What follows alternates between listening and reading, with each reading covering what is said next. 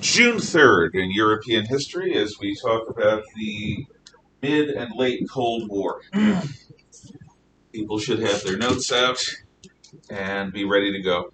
The last thing we covered in the long twilight struggle between the free world and communism was in 1956 how Nikita Sergeyevich Khrushchev criticized Stalin by name in the 20th Party Congress of the Communist Party of the Soviet Union. This is tantamount to heresy, and it's the sort of thing that would have gotten him tortured and killed just years before. But Khrushchev is now at the head of the Communist Party, promising goulash communism, a form of communism that is going to be more oriented towards producing a better living standard for the people under communism than ever before, while still maintaining communism's steely grip on its part of the world. One of the first results of this liberalization is that the slave population of Hungary rises up. The Communist Party of Hungary wants to go a much more liberal route than Moscow. And Khrushchev's statement gets out, and when it does, the Hungarians see an opportunity. So the Hungarians rise up in 1956 to throw off their Soviet masters and set up a more independent country, perhaps even a country that is going to abandon communism and join the West. Khrushchev, faced with this challenge to his authority, sends in the tanks.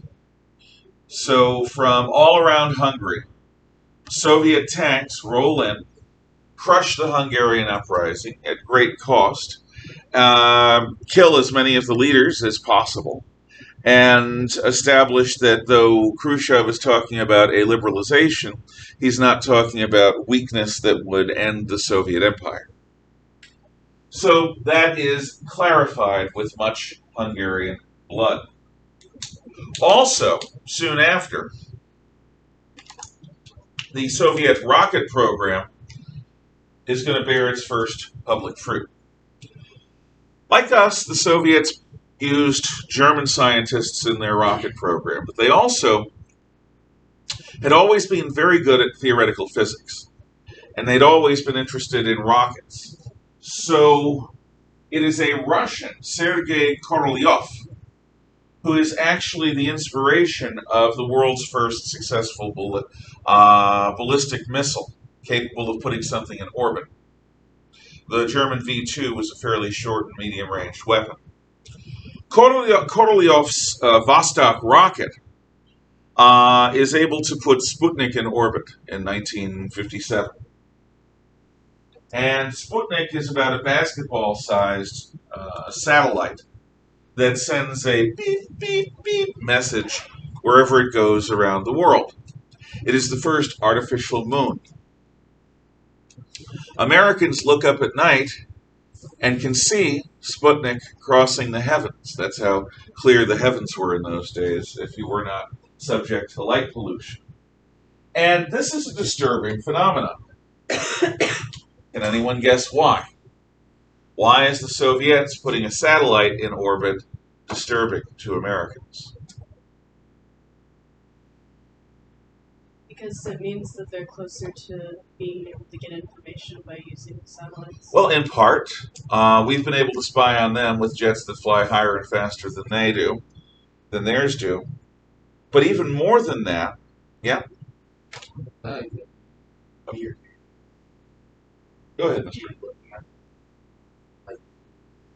Well, yeah, the information. What else? It's in the middle of the Cold War, so the fact that the Soviets have better technology than the Americans. Well, that's a problem. America's always assumed that the Russians were backwards. Now the Russians are doing something that America can't do for years. Here's the problem. If you can lob Sputnik into orbit, a stable orbit, you can lob a hydrogen bomb anywhere on Earth. The American homeland is demonstrably rendered unsafe. Up until this point, the fact that we had two oceans to the east and west, and friendly neighbors and weak neighbors to the north and south, meant that the American homeland was largely safe from attack.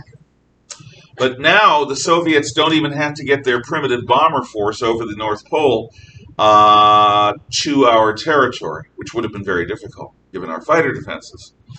All they have to do is build enough missiles with nuclear tips on them, and they can destroy the homeland of the United States.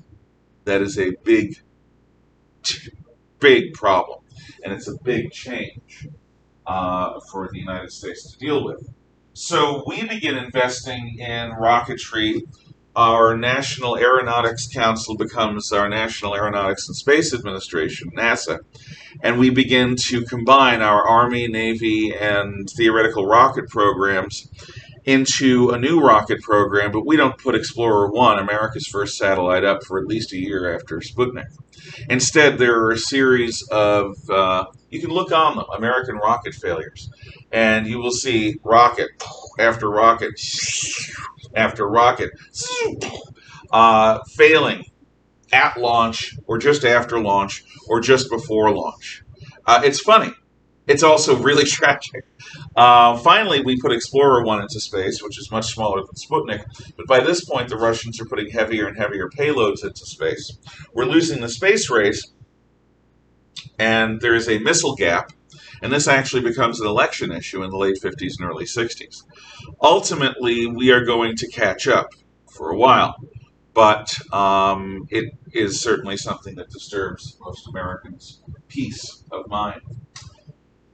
As the 1960s roll in, the Soviets are going to deal once and for all with Berlin.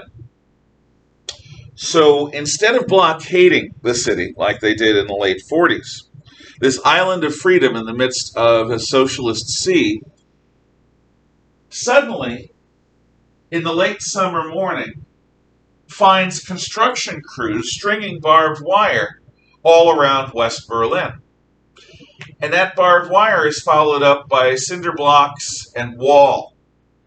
The Berlin Wall is built extremely quickly and with no notice. Like a ghetto, the wall is not designed to keep people out. Well, actually it is kind of. But it's not built by the people of the city of West Berlin. It's designed to keep the people of East Germany out of West Berlin unless they go through particular checkpoints and have authorization. Up until this point, there was fairly free Congress. People who had family on one side of the zone would just walk across the border. It'd be no big deal. But the Soviets world is still hemorrhaging talent to the West through this gateway to the West. So the Soviets build a system of walls that ultimately involve several layers of fence and wall defense, guard dogs trained to kill, landmines, machine guns, and cannon. And all of these things are basically there so that any East German who goes up to and touches the first fence line, well, you're allowed to do that, sort of. But if you go beyond the first fence line, you're dead. They may capture you alive, they may not. And hundreds of people are killed trying to cross the wall over the next few decades. The Berlin Wall, how do we respond? There's a question of should we send an armed column to Berlin from West Germany, but that would probably provoke a Third World War, so we don't do that. Instead, President Kennedy, the wall is a test by Khrushchev for the new American President Kennedy, who's a young guy, not Eisenhower, not somebody the Russians respect. And in this test, the Russians are pushing to see if Kennedy has backbone. Our enemies always do this with new presidents. Bear that in mind as we have a new president. He will be challenged. So what is Kennedy going to do? Well, his reaction is unexpected.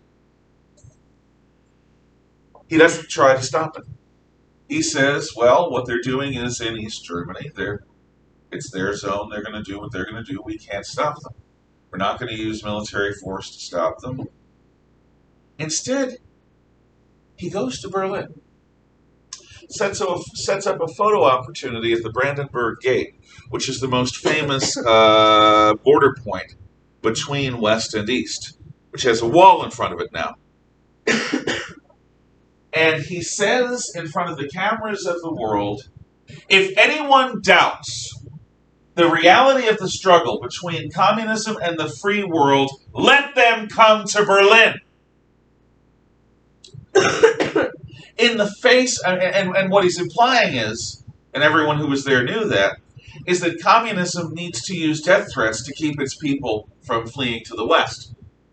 The fact that the commies had to build a wall and staff it the way they did indicates that their system is an abject failure when it comes to pleasing their own people.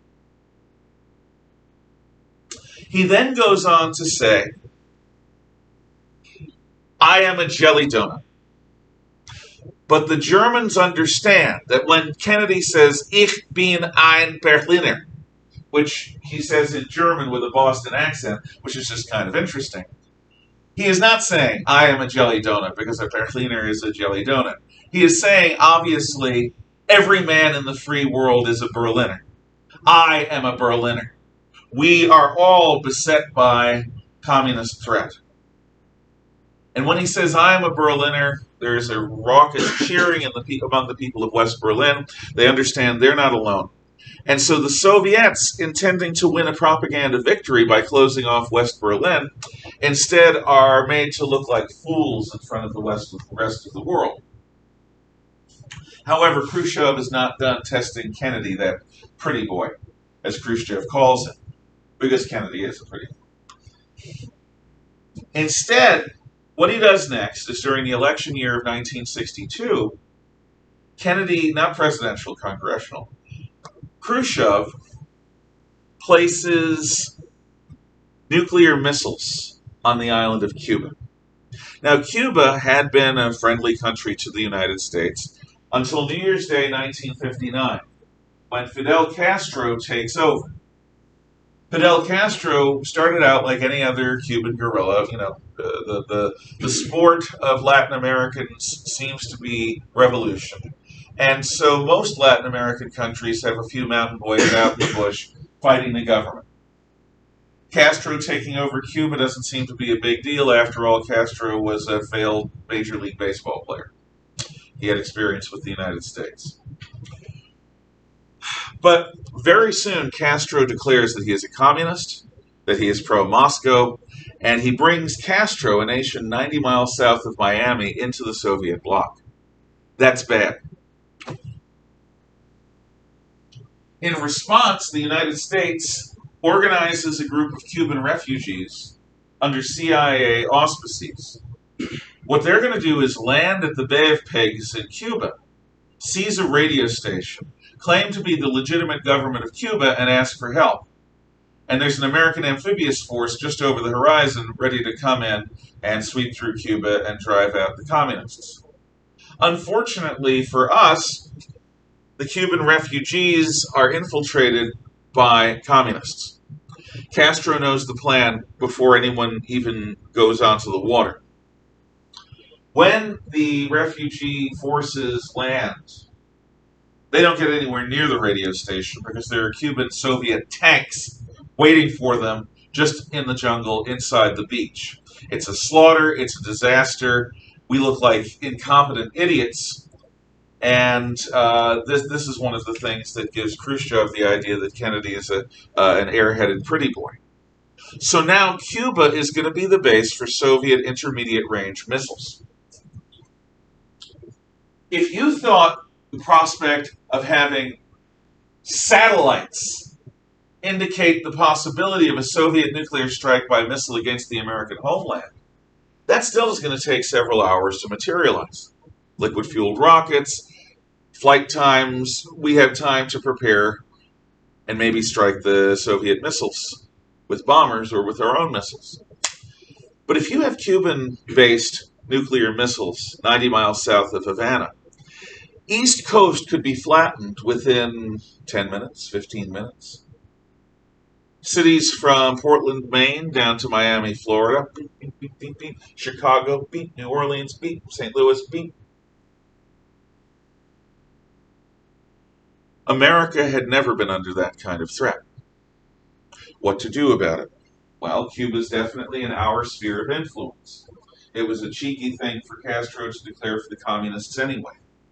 So what we do is Kennedy sets up an executive committee to work this problem through. The best and the brightest people in his administration are called together to think about this. And he's actually going to let them work without his direct involvement because he's afraid that his presence will silence dissenting opinions, which is actually a very good way of approaching certain types of executive problems. We could invade Cuba. We could launch an overwhelming airstrike on Cuba, destroying the missile sites. We could blockade Cuba with naval forces preventing ships from coming and going. Well, an invasion of Cuba could get us involved in a direct war with the Soviets. There are Russians in Cuba. An airstrike is very, very, very seriously considered. But ultimately, we decide on a blockade. Kennedy, with typical Democrat attention to words, calls it a quarantine, because he doesn't want to deal with international law as regards blockades. So he says Cuba is quarantined. When Kennedy goes on television to announce that there are Soviet missiles in Cuba, that these missiles are a clear and present danger, and that, quote, an attack by missiles in Cuba on any target in the Western Hemisphere will be interpreted by us as an attack by the Soviet Union on the United States. We are eyeball to eyeball with the Soviets with thermonuclear war on the line. This is one of the closest times we come to the destruction of all life on Earth. The world waits. The Soviet ships approach the blockade line. American pilots continue to overfly Cuba. One of them is shot down.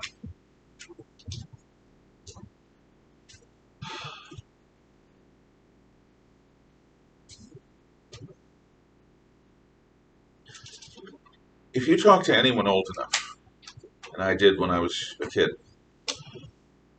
they'll be able to tell you exactly where they were, what they were doing in their life when they heard Kennedy's message. My entire family, my entire lineage was in the Bronx, New York City, which would have been hit. People took notice. Through a backdoor channel, the British and the Soviets begin a secret negotiation, unbeknownst to the world.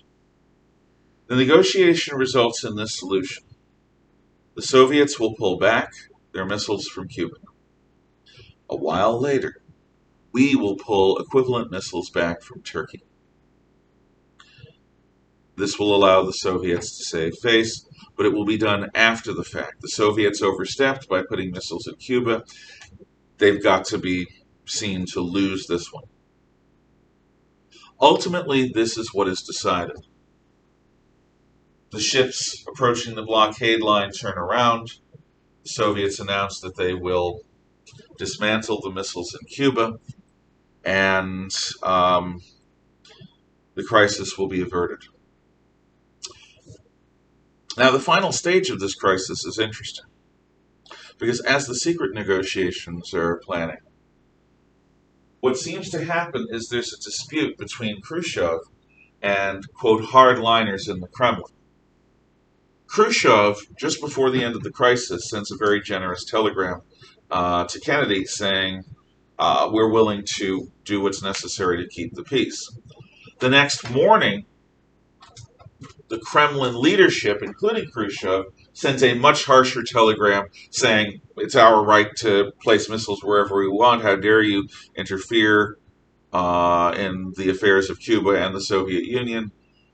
And Kennedy's choice is to just ignore the second telegram entirely and respond to the first, which is also clever.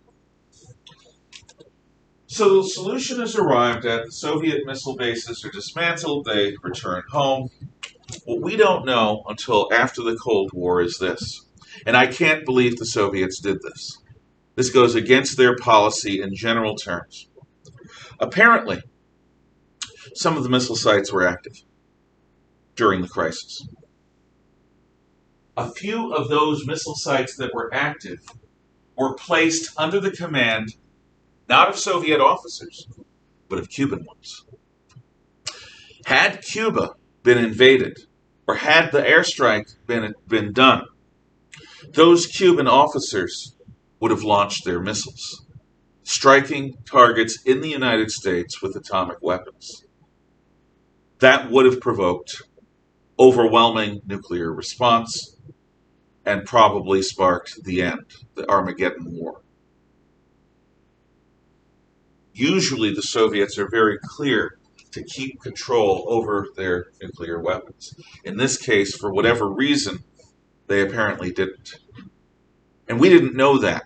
We suspected that, but we didn't know that until after the fact. We actually didn't think any of the missile sites were quite ready yet. They were. After the Cuban Missile Crisis, there's a de-escalation of tension.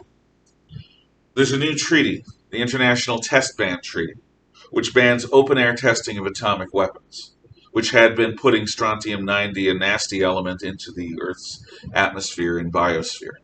The Soviets, the Americans, the British, the French, all the nuclear powers of that time agree not to do open-air testing. Ultimately, most of the other powers agree to do all their atomic testing underground, which is safer. Also, a hotline is set up between the White House and the Kremlin.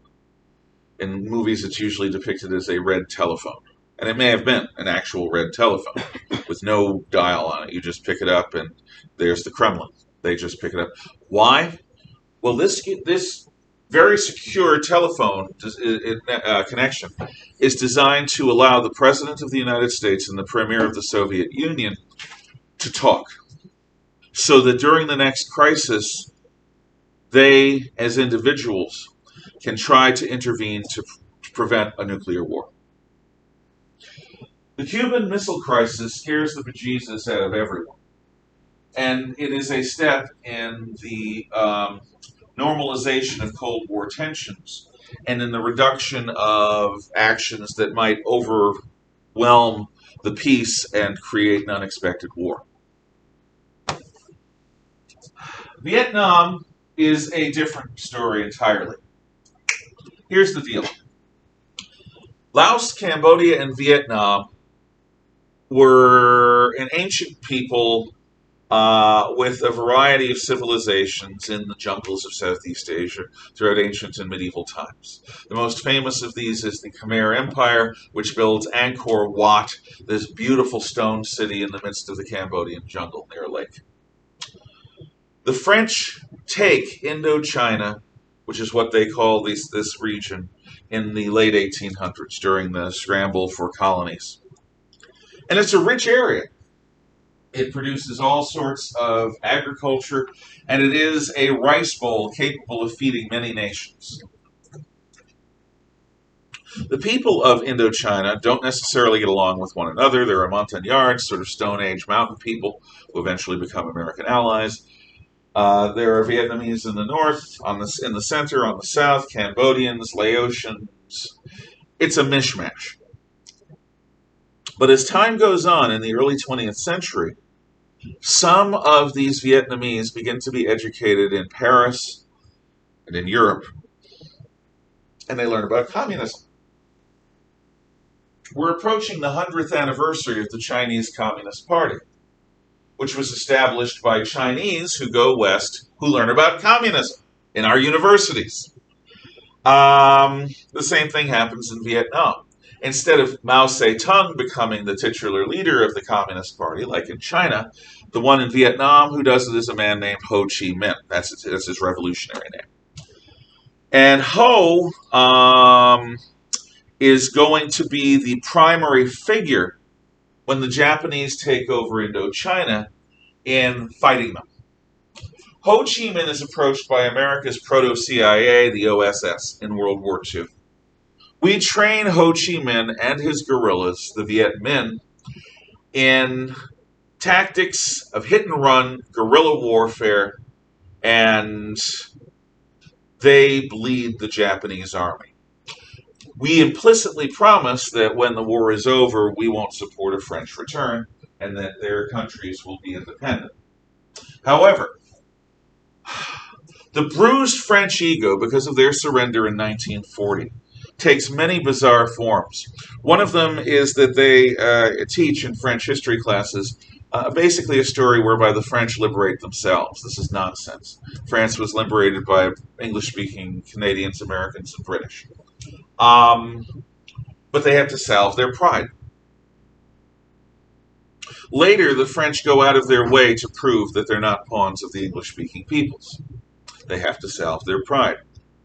And immediately after the war, they want their empire back. They have to salve their pride.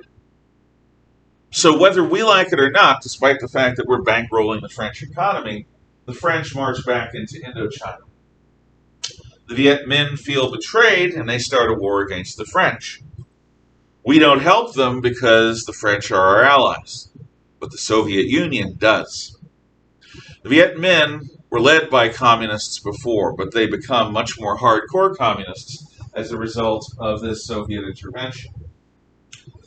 They fight the French, and by 1953, the French are facing defeat at a valley in northern Vietnam near the Chinese border called Dien Bien Phu. At Dien Bien Phu, a French army is trapped at the bottom of a valley with an airstrip, surrounded by a series of mountains that the French consider to be so rough and rocky that no one can get equipment up there. However, the communists get artillery on top of those hills. With artillery surrounding the French base comes under fire. France asks for the United States to drop several atomic bombs in the jungle around Dien Bien Phu to kill the communist army and destroy their artillery. President Eisenhower says, no, we didn't want you to go in, you went in, deal with it. So the French surrender at Dien Bien Phu and pull out of Indochina. At this point, Laos and Cambodia become independent countries, and Vietnam looks like it's going to come under the communist yoke. But we don't want this. So a conference is set up at Geneva, Switzerland, to settle things. And the conference produces a plan for a national election to determine whether all parts of the country are going to be governed from Hanoi by Ho Chi Minh and his communists. However, our ally in the south, a Vietnamese Catholic named Diem, says, no, we're not having this election, cancels the elections, and proclaims the Republic of Vietnam in the south. So, for about 8-9 years, there's relative peace. The communists are in North Vietnam. We have an ally in South Vietnam. It's sort of like Korea without the war.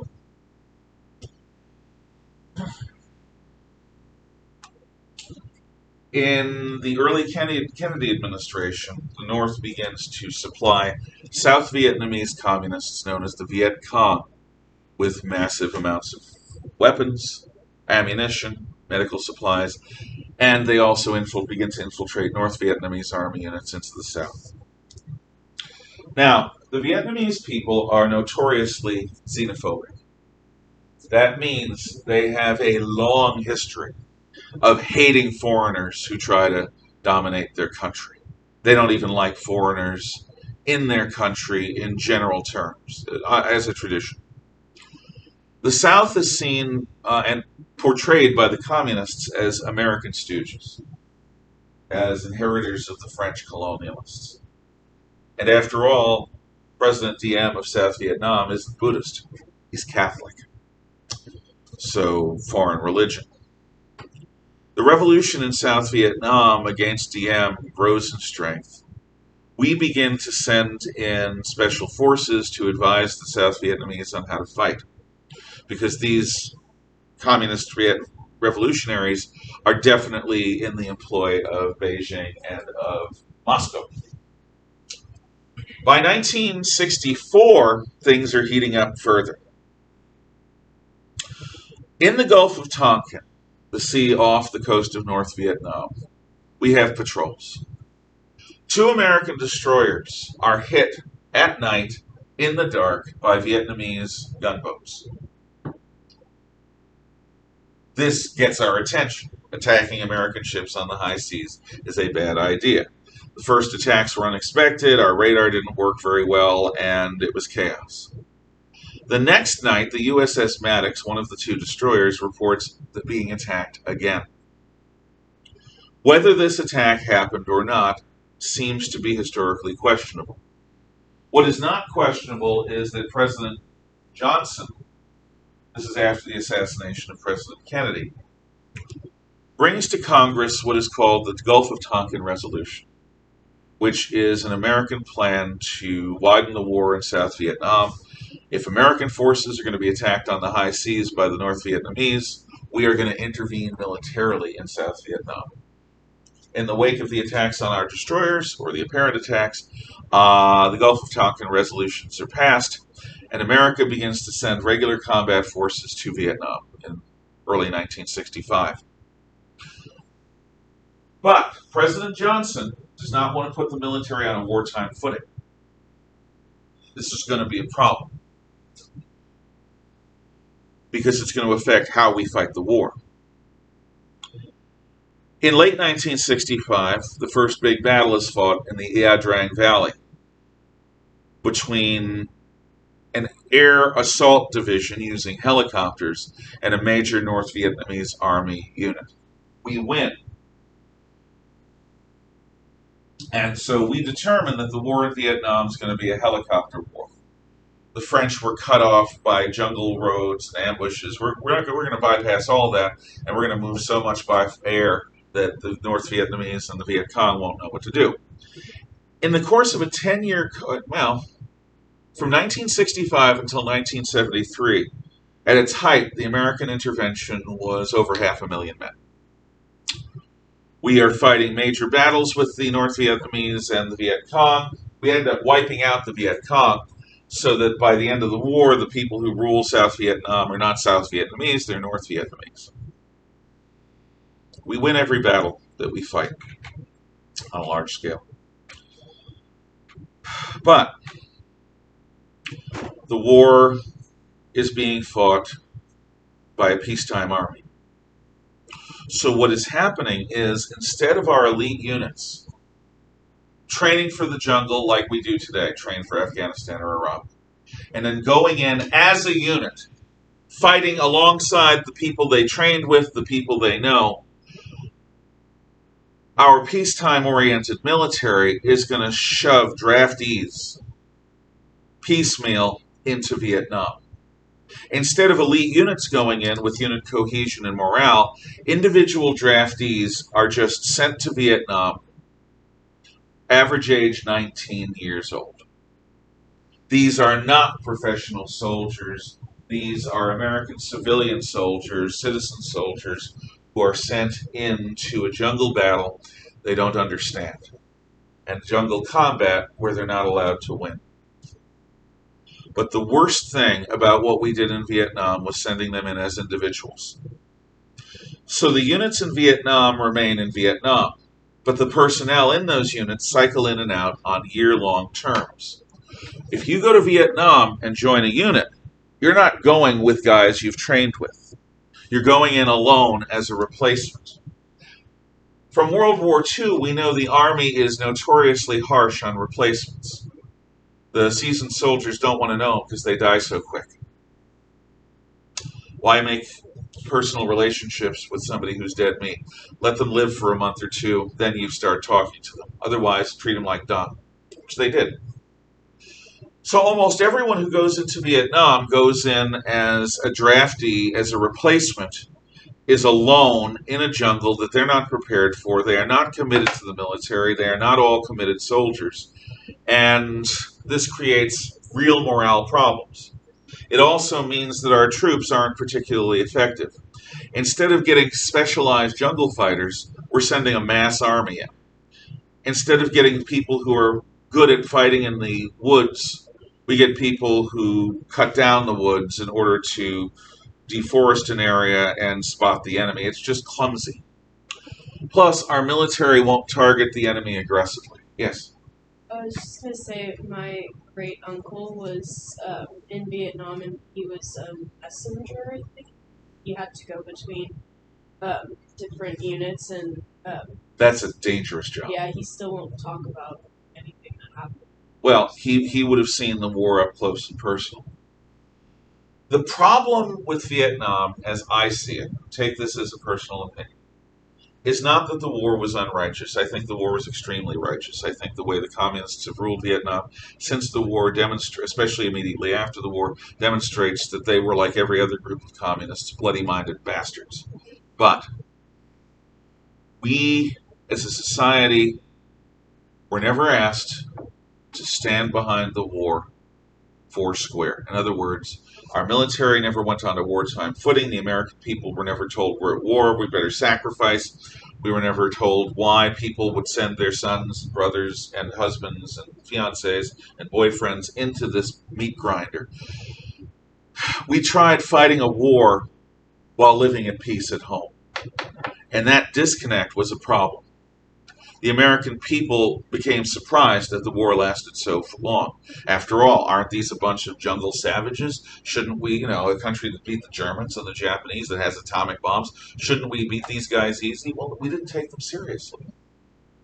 Our high command used Vietnam as a test bed for new weapons.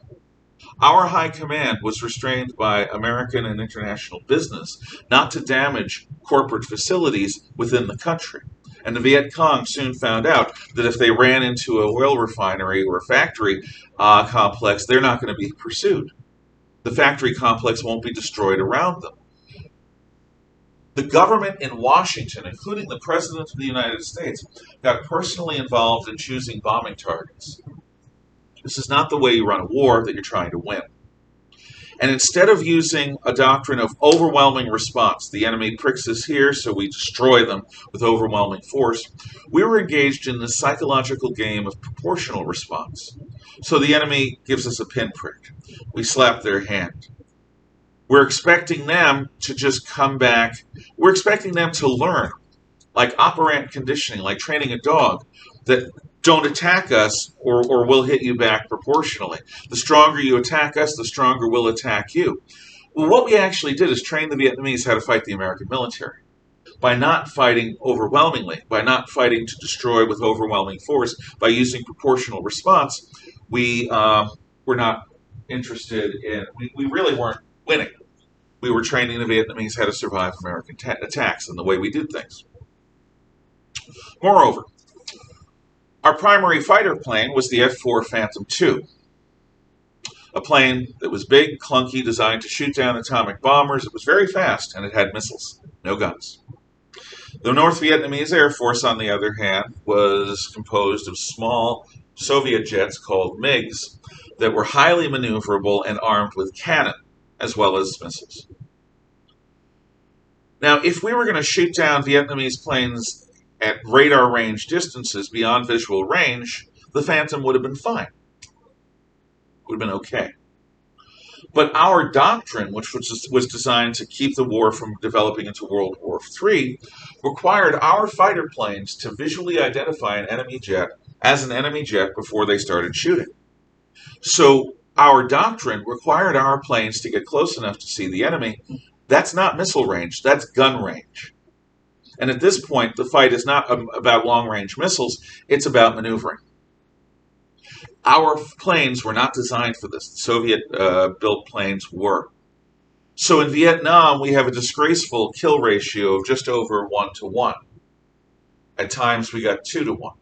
The American Air Force is supposed to kill many more than one enemy plane for every one of our planes that's destroyed.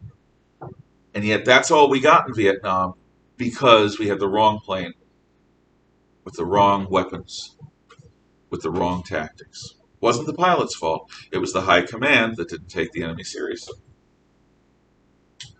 Finally, we replace our battle rifle in the middle of the war. Battle rifle had been a heavy semi-automatic weapon, the M14. It shot a big bullet, penetrated cover, very good weapon. But it's heavy and clunky and old-fashioned looking. There's a space-age weapon called the M16. It's made of plastic and aluminum, designed by an aircraft manufacturer. And it's light and space-age and shoots a much smaller bullet, so you can carry more bullets. The M14 is touted as being so advanced you don't need to clean it. So it was sent to Vietnam without cleaning kits. If you know anything about firearms, you know you've got to clean them from time to time or they don't work properly. So we have cases of U.S. soldiers and Marines fighting with the new M16, and they begin to jam in the middle of battle. And there's no cleaning kits. And they've got to field strip their weapon, take it apart, do their best to clean it with whatever they've got as the enemy is advancing at them and shooting at them. Americans die because of this stupid choice. Plus, the lighter weapons that we have, the lighter bullets of the M16, bounce off foliage in some cases. They bounce off jungle plants in a way the older weapon didn't. Eventually, we send cleaning kits to Vietnam and we change the powder we're using in our bullets. But by this point, it's just bad.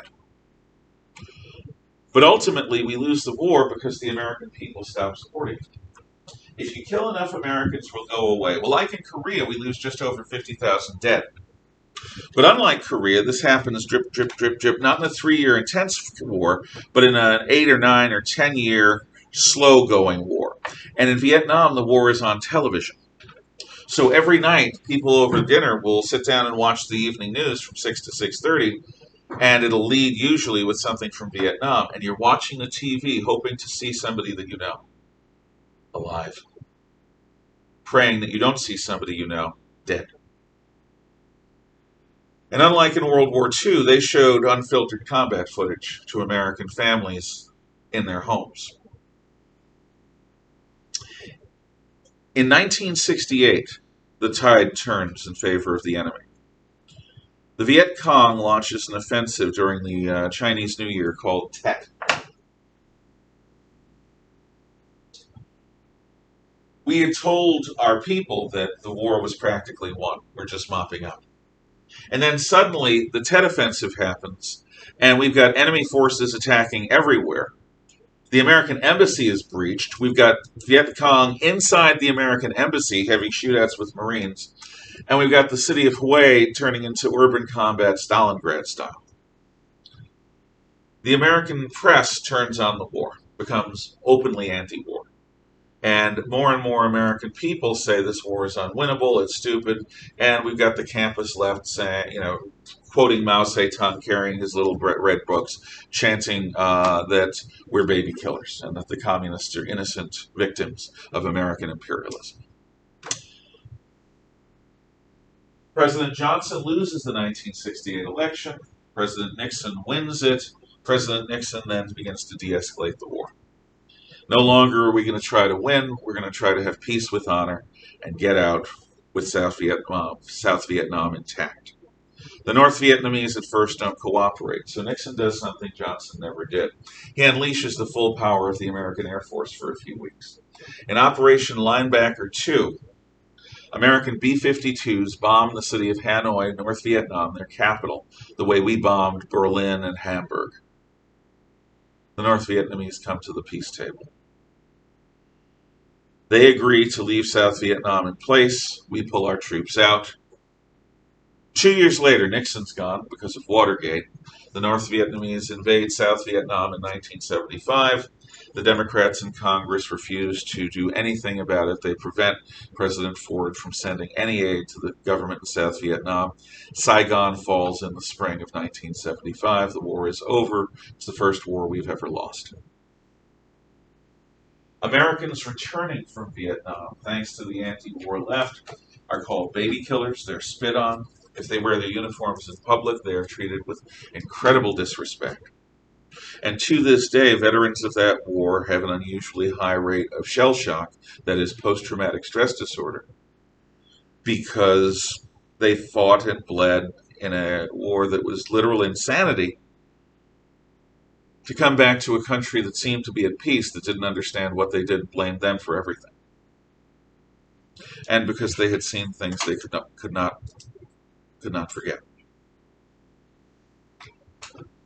Vietnam is still a hot button issue for anyone old enough to remember it. I barely remember it.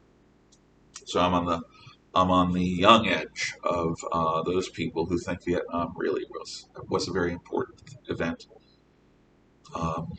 It did change how America fights the Cold War, though. Where are we time-wise? Okay. I see no questions. I just want to make sure they're about. You'll learn a lot more about the details of all of that from Mr. Hall next year.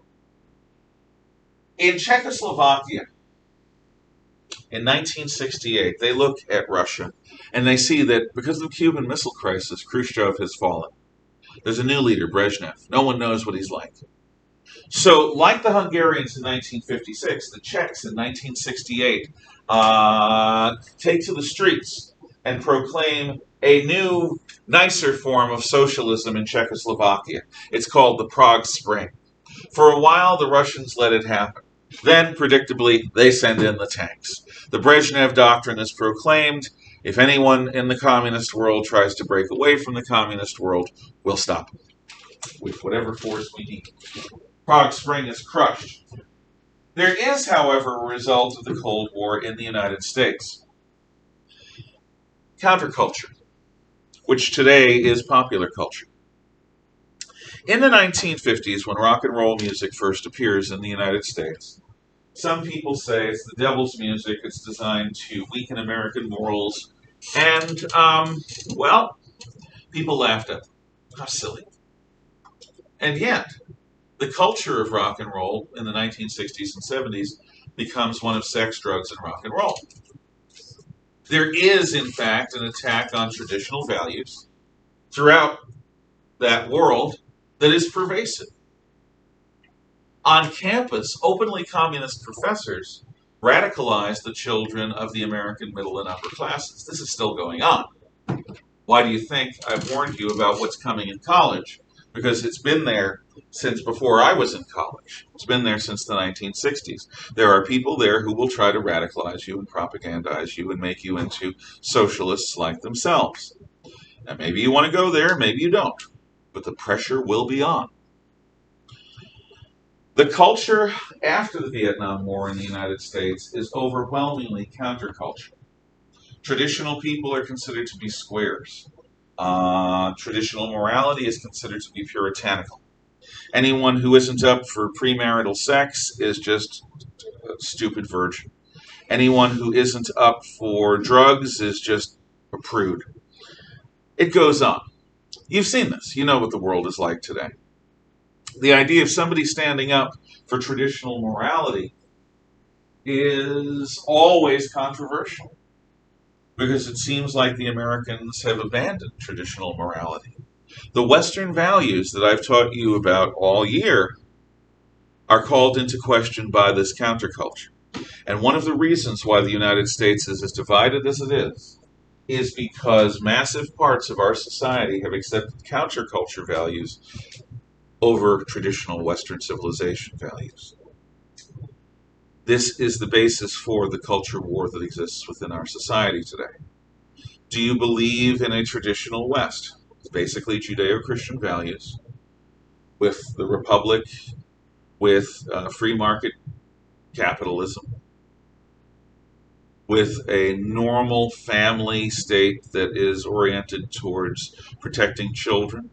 Or do you believe in a society that's much more free and open, that's much more communitarian, and where the wealth is redistributed either naturally or by the government? In other words, social democracy. That's been in play in the American society since the late 1960s. It is still in play. You can decide whether counterculture is a good thing or a bad thing. But if I were to say that the Soviets weren't involved in establishing it, I'd be lying. It was intended to undermine us.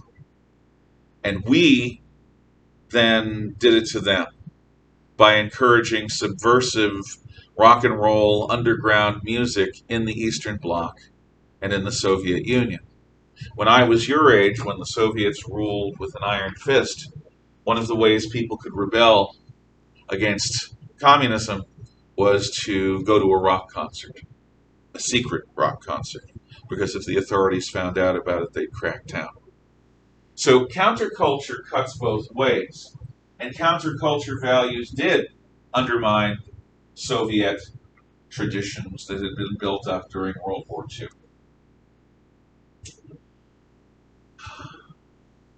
The space race is won by the Soviets with Sputnik, first human satellite.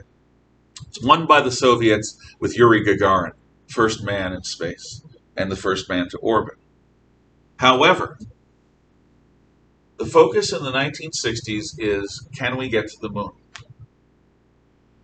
We passed them in the mid-60s with our Gemini program, which teaches us how to maneuver in space, dock and undock, how to do with the things necessary that we'll need to get to the moon and come back safely. On July the 21st, 1969, Neil Armstrong and Buzz Aldrin landed in the lunar lander in the Sea of Tranquility. The message, Tranquility Base here, the Eagle has landed, is sent, and human beings are on the moon. Michael Collins is orbiting. Yeah. There's a weird tradition for all astronauts before they go into space now. Because on the first time men ever went into space through NASA, Buzz Aldrin and Neil Armstrong, what they did is, before they got onto the rocket, they peed on the front left tire of the bus that took them. So now, every single time astronaut goes into space, they pee on that tire. Well, that's better than what Alan Shepard did. The first American in space was stuck in his capsule much longer. They thought it was going to be a 15-minute flight. So he drank coffee. 4 hours later, he's still sitting on the rocket because they're doing pre-flight checks. He calls into the tower, I've got to pee. 10-100 alert. And then first the Germans say, don't pee! The suit's not designed for it. Who knows what, he couldn't get electrocuted. I don't care. It's got to happen. So, in his case, he didn't pee on the front tire. He peed in the suit. But it worked out okay. Have a good day, folks. I'll leave it there.